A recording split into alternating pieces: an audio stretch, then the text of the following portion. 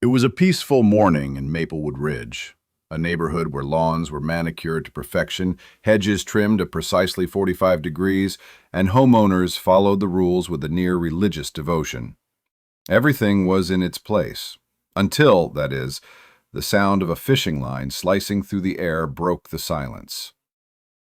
Old Man Jenkins, a fixture of the neighborhood for nearly 3 decades, had just cast his line into the serene pond behind his house. To him, it was nothing more than a simple pleasure, a quiet escape from the endless demands of everyday life. But to Karen Wheeler, the ever-vigilant HOA president, it was a violation of everything sacred.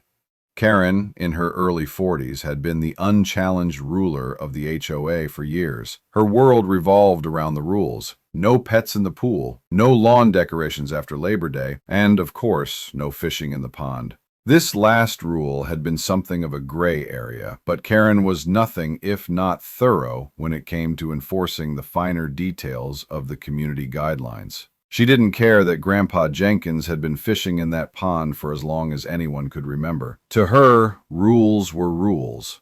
She watched from her window as Jenkins relaxed on his folding chair, casting and reeling in peaceful solitude. A low mutter of frustration escaped her lips as she fumbled for her phone. She had dealt with enough substandard activities happening on the HOA's watch. First the neighbor with the holiday lights that didn't meet aesthetic standards, and now this. Fishing.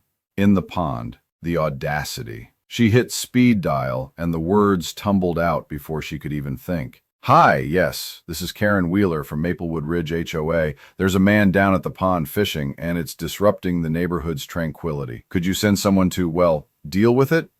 Within minutes, the sirens wailed, and the distant sound of a squad car neared. By the time Officer Smith arrived, Grandpa Jenkins had already caught a modest-sized bass. He was squinting at the fish in the late morning sun, smiling at his little victory. He had been fishing here for years, long before Karen had even thought about running the HOA. But that didn't matter to her.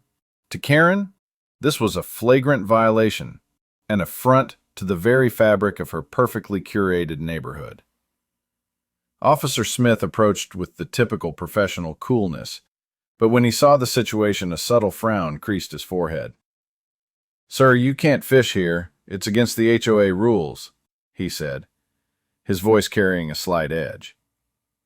Jenkins paused, his hands still gripping the fish, but his brow furrowed in confusion. "Now, hold on, son. I've been doing this for years. There's no sign, no warning. Ain't nobody told me anything about no rules against fishing." "Yeah, well, it's in the HOA guidelines," Officer Smith mumbled, clearly uncomfortable with the entire situation. Jenkins shook his head, raising his hand with a dismissive gesture. "Look, I've been living here for decades. I remember when this was all farmland, and I was free to fish wherever I pleased. You tell that Karen, or whoever she is, that I've got just as much right to fish here as anybody else." The officer seemed to hesitate. He had a vague memory of Karen Wheeler's infamous HOA meetings, but he wasn't in the mood for drama. "All right, Grandpa. Just put the fish back in the pond.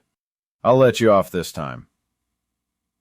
But just as Jenkins lowered his fishing rod, the unmistakable sound of a loud, authoritative voice interrupted. "You cannot be fishing here, Jenkins!" Karen stormed down the path toward them, her heels clicking sharply on the cobblestone walkway. "This is private property, and I will not stand for such behavior." Her presence was as commanding as it was unwelcome, and it was clear she was not about to let this go. Jenkins, who was used to the occasional minor inconvenience, rolled his eyes. But Karen wasn't done. She went on and on about HOA regulations, property rights, and how disruptive fishing was to the neighborhood's aesthetic. As Karen and Officer Smith continued their back and forth, Jenkins noticed something odd. Behind Karen, 2 men in suits were walking up the path, heading toward the HOA's office, which was little more than a small brick building near the community pool. They were talking seriously, flipping through papers, and looked like they were in a hurry. Jenkins squinted, recognizing one of them as a lawyer from a local firm. He could also hear snippets of their conversation. Words like easement, legal dispute, and $2 million floated through the air. A curious feeling of unease crept up Jenkins' spine. He couldn't help himself. He wandered closer to the two men, overhearing the lawyer saying something about an easement that the HOA had been leasing, an easement that, according to some recent zoning changes, could no longer be leased. The lawyer spotted Jenkins and waved him over. "You wouldn't happen to know anything about the pond on this property, would you?" Jenkins scratched his head. "Well, I fish here, if that's what you mean." The lawyer grinned. "Well, turns out that pond sits on a piece of property that's been tied up in a legal mess for years. You see, the HOA lost a zoning case regarding the land rights. They were supposed to sell the easement to the city, but apparently they never followed through on the agreement." Jenkins blinked. "Wait a minute. So the HOA doesn't own the land where the pond is anymore?" The lawyer's smile grew wider. "That's the gist of it. They lost the easement, and a $2 million deal along with it." Within minutes, the news had spread like wildfire through the neighborhood.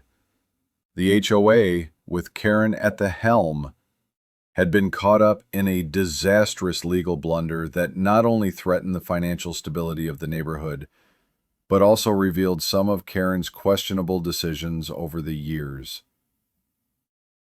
As for Karen, her face turned as red as a tomato when she realized the truth.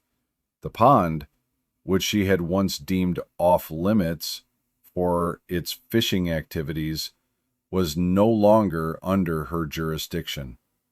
In fact, it never had been. It had been in the hands of the city for years, with the HOA's easement agreement having been voided. Jenkins stood at the edge of the pond, chuckling softly to himself. Well, well, looks like Karen's got bigger fish to fry now. The neighborhood rallied behind Jenkins, with many expressing their support for his fishing rights. As for Karen, her once iron grip on the HOA was shattered, and soon whispers of her fishing debacle began to circulate. Her loss of the $2 million easement marked the beginning of the end of her reign. And as for Grandpa Jenkins, he was back to fishing whenever he pleased, knowing that sometimes the biggest battles are fought with nothing more than a fishing rod in hand.